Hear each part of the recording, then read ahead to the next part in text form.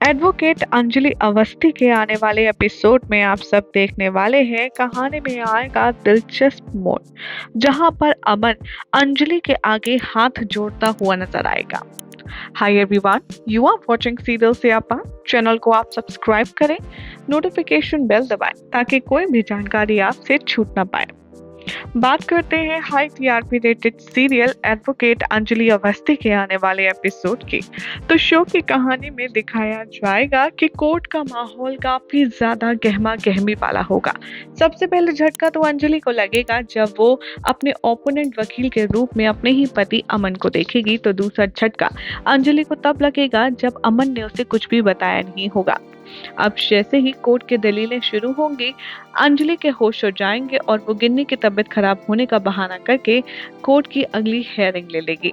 जिसके बाद अमन अंजलि के पास आएगा उसे बात करने, उसे समझाने, लेकिन अंजलि तो कुछ भी समझने को, कुछ भी मानने को तैयार नहीं होगी। कहानी में आप देखेंगे कि कैसे एक और नया मोड़ आने वाला है जहां पर दिखाया जाएगा कि कैसे अंजलि के पास जब अमन बातचीत करने आएगा तब वो कहेगी कि ऐसी कौन सी मजबूरी थी अमन जी जिसके चलते आपने ये सब किया, और आपने मुझे बताना भी जरूरी नहीं समझा कि आप अपने भाई का केस लड़ने वाले हैं। तभी अमन कहता है कि मैं तुम्हारे खिलाफ केस लड़ूंगा और अभय भाई का केस होगा, ये मुझे अभी आकर के पता चला। पापा ने मुझसे भगवान की कसम ली थी और कसम को मैं कैसे तोड़ सकता था, वरना मैं कभी ये जानता कि तुम्हारे खिलाफ केस है तो मैं कभी नहीं लड़ता। अंजलि अमन को समझाने का मौका तक नहीं देती और वो उससे धोखेबाज और न जाने क्या क्या कहती है। वो कहती है कि ठीक है, आप अपनी दी हुई कसम और अपने रीति रिवाज निभाइए, लेकिन इंसानियत निभाना सबसे बड़ा काम होता है, लेकिन आज आप उसमें फेल हो गए। अमन इससे पहले कुछ कह पाए, अंजलि ये सब कह करके वहां से चली जाती है।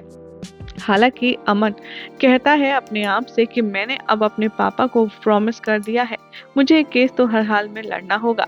लेकिन यहाँ पर जब कोर्ट की दलीलें शुरू की जाती हैं तब आप देखेंगे कि दोनों तरफ से काफी दमदार, धमाकेदार, धुआंधार फायरिंग होती है। यानी कि अमन के ऊपर जो प्रेशर है अपने भाई को केस जिताने का, वो बखूबी उसके पहले केस हियरिंग में नजर आता है। अंजलि जहाँ गिन्नी के पक्ष से बोलती है तो अभय के पक्ष से अमन काफी सारी बातें बोलता है, जिसके बाद कोर्ट में काफी ज्यादा गर्म माहौल क्रिएट हो जाता है। सबसे ज्यादा ट्विस्ट तो तब आएगा जब एक गवाह आएगा और वो कोर्ट को बताएगा कि अभय को मैंने एक लड़की के साथ देखा था और वो गिन्नी नहीं थी।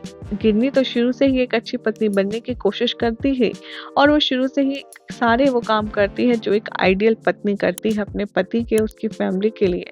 लेकिन जिस तरह का अभय का बिहेवियर है, उससे गिन्नी जैसी लड़की का वहां रहना मुश्किल ही नहीं नामुमकिन है। तभी यहाँ पर अमन को समझ आता है कि गलती गिन्नी की नहीं है, बल्कि वो तो एक अच्छी लड़की है।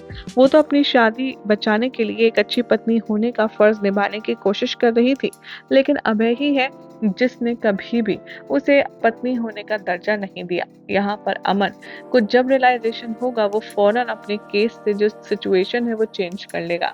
वो कहता नजर आएगा कि रौनक, मैं इस केस से अपने आप को हटाना चाहता हूँ क्योंकि मुझे नहीं लगता कि ये केस लड़ना सही है, क्योंकि मेरी जो क्लाइंट है मिस्टर अभय, मुझे उनसे सेटिस्फैक्टरी आंसर्स नहीं मिले हैं। ये बात सुनकर के अंजलि की आंखें भर आती हैं, वो इमोशनल हो जाती है। अमन अंजलि से कहता है कि चाहे जो हो जाए मैं तुम्हें धोखा नहीं दूंगा। वो राघव से कहता है कि मैं ये केस नहीं लड़ सकता क्योंकि मैं अंजलि को एक बार फिर खोना नहीं चाहता। अमन की सब बातें सुनने के बाद अंजलि काफी ज्यादा इमोशनल हो जाती है और वो इमोशनल होकर के अमन का हाथ पकड़ लेती है और कहती है कि मुझे माफ कर दीजिए, मुझे आपसे समझने में गलती हुई। तभी अमन कहता है कि नहीं, मुझे ये केस लेना ही नहीं था तुम्हारे खिलाफ, लेकिन अंजलि मुझे ये सब नहीं चाहिए, मुझे सिर्फ तुम चाहिए।